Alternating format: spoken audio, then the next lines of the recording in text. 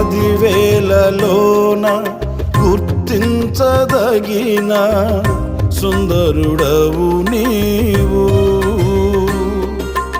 అపరంజి పాదములు అగ్ని నేత్రములు కలిగిన వాడవు.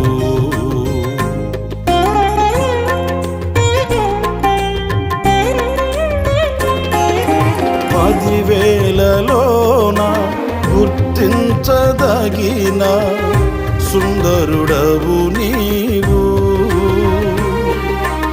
అపరంజి పాదములు అగ్ని నేత్రములు కలిగిన వాడవు. ఉన్నతుడా మహోన్నతుడా ఆరాధించెదను, రక్షకుడా ప్రభాకరుడా నిన్ను ఆరాధించెదను.